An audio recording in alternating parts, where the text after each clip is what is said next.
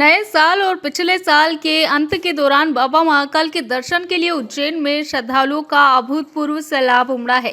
Collector Roshan Kumar Singh ने जानकारी देते हुए बताया कि 25 दिसंबर से 5 जनवरी तक का समय सबसे ज्यादा भीड़भाड़ वाला रहा। इस दौरान करीब 30 लाख श्रद्धालु उज्जैन पहुंचे और बाबा महाकाल के दर्शन किए हैं। कलेक्टर ने बताया कि 1 जनवरी को अकेले लगभग 5 लाख श्रद्धालुओं ने दर्शन किए। इतनी बड़ी संख्या में श्रद्धालुओं को सुचारू रूप से दर्शन कराना और सुरक्षित रूप से उनके गंतव्य तक पहुंचाना प्रशासन के लिए एक बड़ी जिम्मेदारी थी, जिसे सफलतापूर्वक निभाया गया।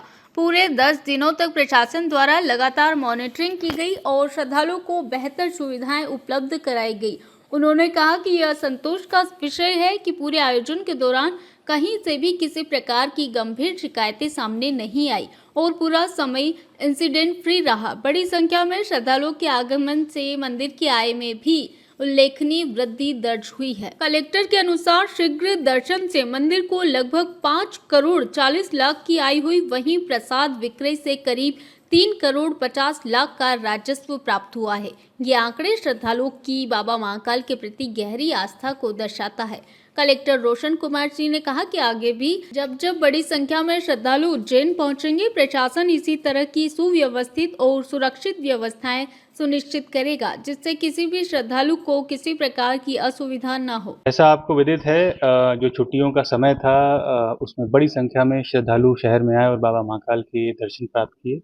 जो 25 दिसंबर से 5 जनवरी तक का जो समय था, जो सर्वाधिक भीड़ भाड़ वाला समय रहा, उसमें 1 जनवरी को लगभग 5 लाख श्रद्धालुओं ने दर्शन प्राप्त किए और हम लोग की लगातार मॉनिटरिंग रही। सभी श्रद्धालुओं को अच्छे से दर्शन करा के उनको वापस गंतव्य तक पहुंचाना, ये एक बहुत बड़ी जिम्मेदारी थी, जो कि बहुत अच्छे से हुई वो।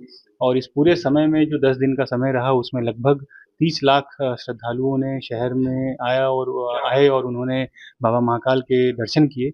और इस पूरी व्यवस्था में लगातार प्रशासन की मॉनिटरिंग रही और श्रद्धालुओं को जो बेस्ट से बेस्ट सुविधाएं दी जा सकती हैं, उसकी हम लोगों की कोशिश रही। और संतोषजनक विषय ये है कि हर जगह से संतुष्टि रही और कहीं से भी कोई ऐसी जो है शिकायत वगैरह नहीं प्राप्त हुई और एक जो इंसिडेंट फ्री जो पूरा ओकेजन होता है वह रहा।